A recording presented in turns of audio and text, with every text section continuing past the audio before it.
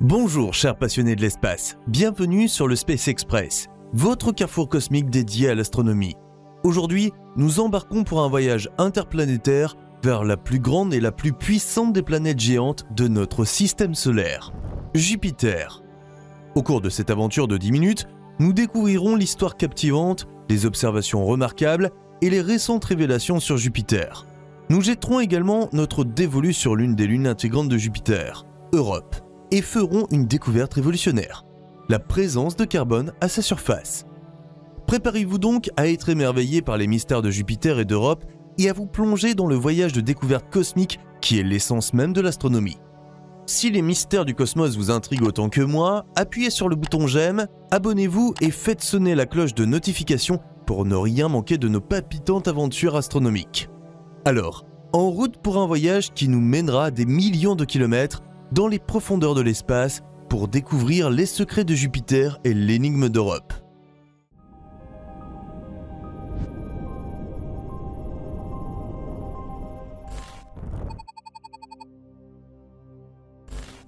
Depuis longtemps, les annales de l'histoire et l'imagination humaine accordent une place particulière à Jupiter, le mastodonte de notre système solaire.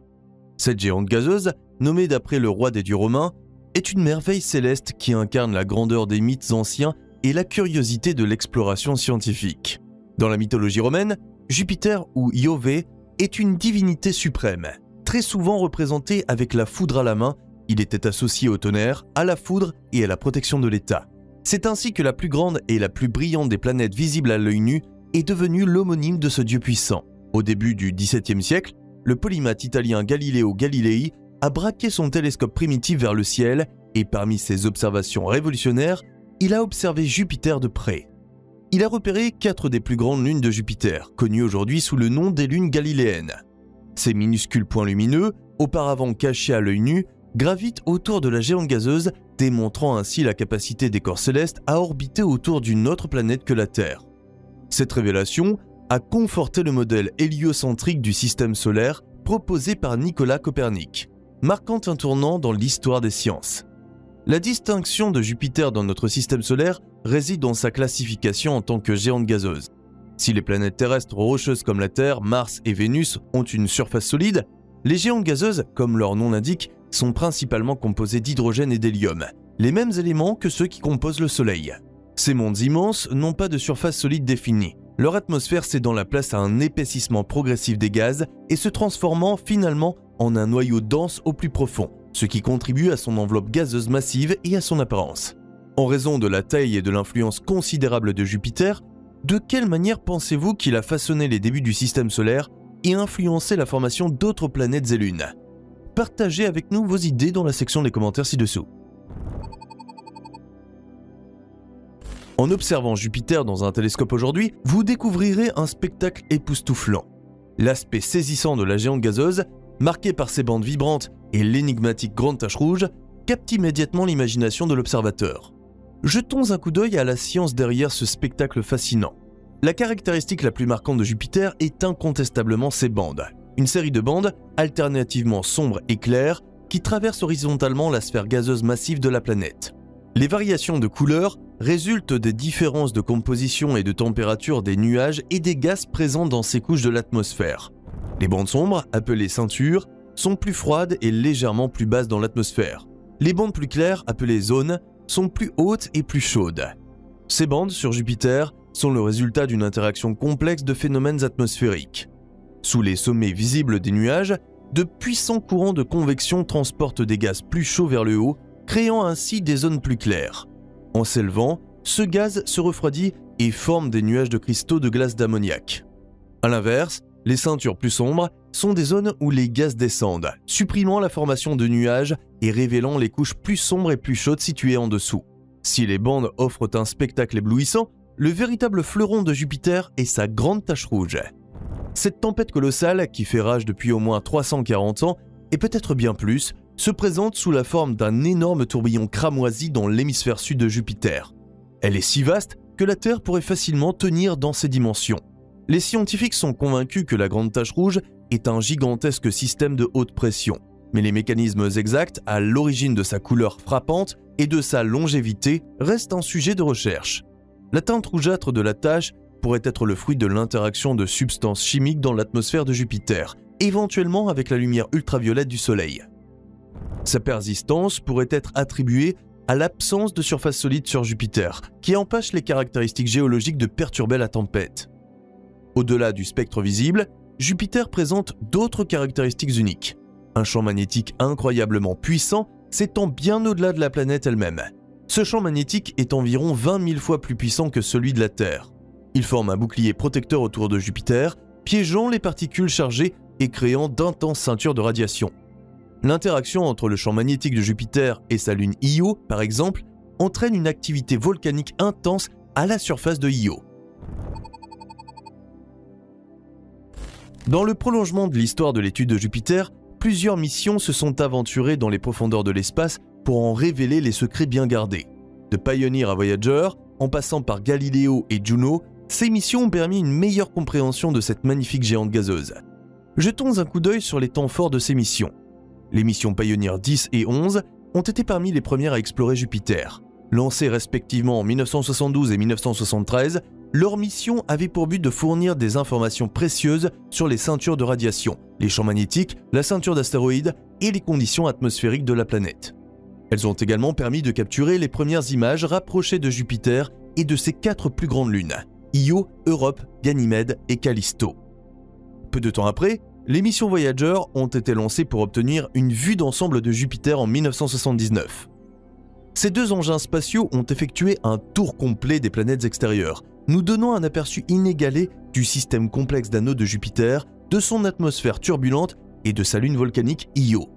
La sonde Voyager 1 a découvert l'existence des faibles anneaux de Jupiter, tandis que Voyager 2 a continué à dévoiler la complexité du système jovien. Les missions ont également permis de comprendre en profondeur le puissant champ magnétique de la planète et son système complexe de lunes. La prochaine mission a été la mission Galileo en 1989. Ce vaisseau spatial a permis l'une des explorations les plus approfondies de Jupiter.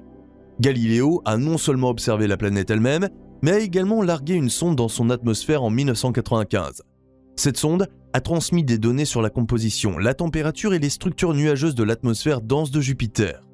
Le vaisseau spatial mère a mené des études approfondies, capturant des images des tempêtes fascinantes de Jupiter, comme la Grande Tache Rouge, et révélant les secrets de son système lunaire complexe.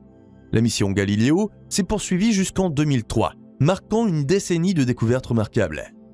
En 2016, la NASA a lancé la sonde Juno, une mission en cours vers Jupiter. Cette sonde est conçue pour approfondir les mystères de la planète, notamment pour comprendre ses origines, sa structure, son atmosphère et son champ magnétique.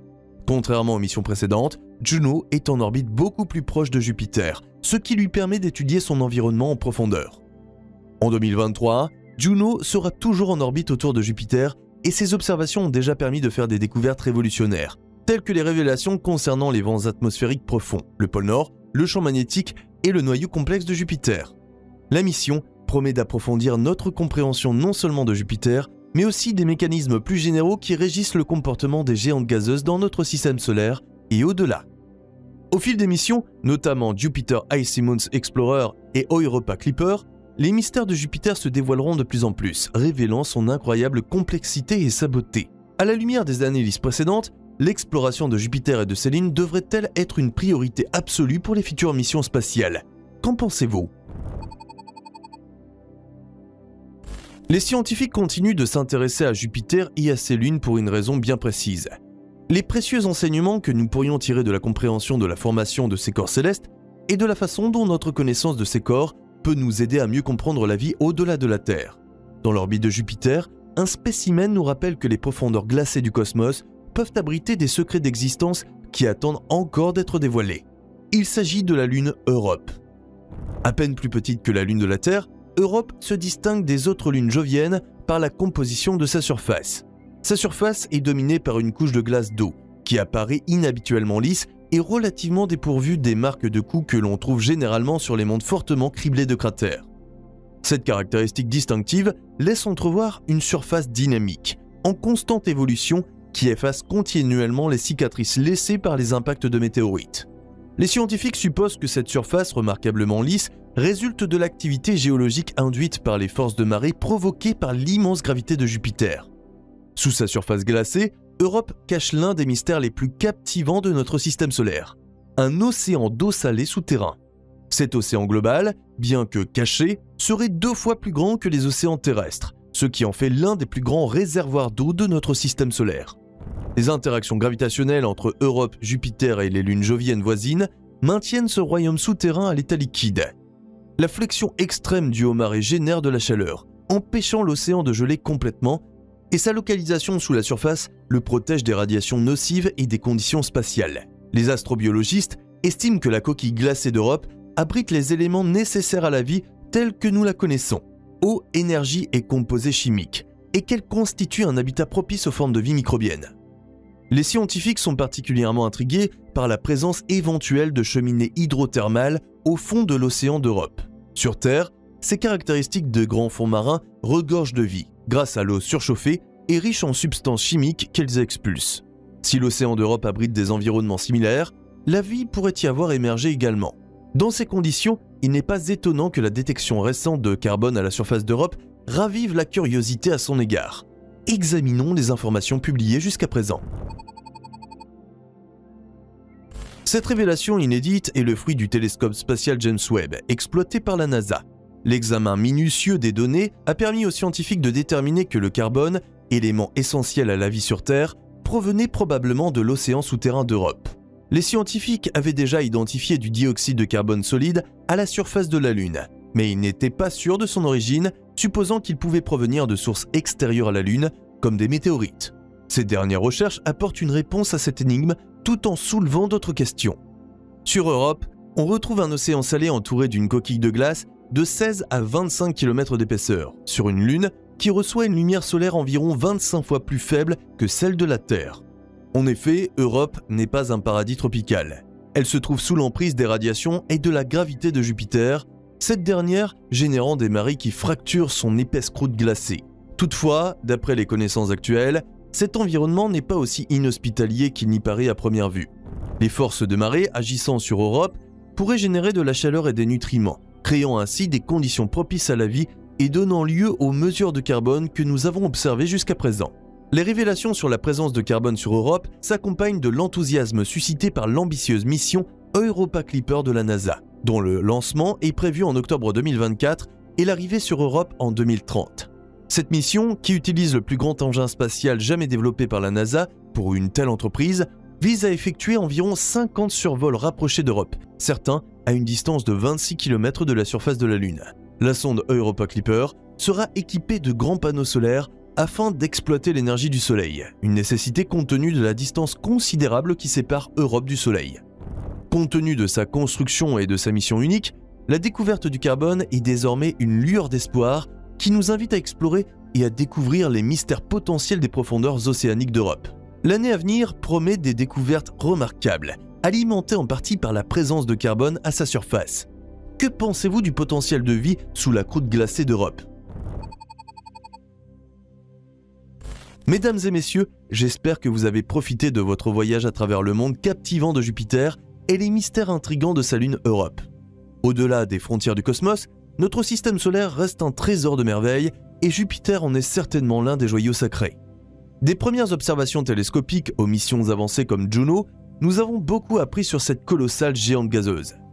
Toutefois, aujourd'hui, nous avons également abordé les mystères d'Europe, l'une des lunes de Jupiter, et les récentes découvertes qui justifient encore davantage les recherches à venir.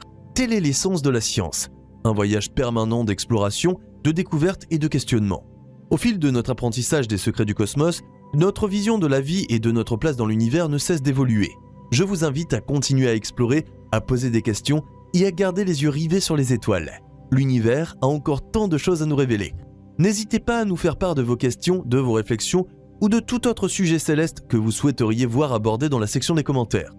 N'oubliez pas de liker, de vous abonner et de faire sonner la cloche de notification pour ne jamais manquer une de nos aventures cosmiques. Notre univers est plein d'histoires à raconter.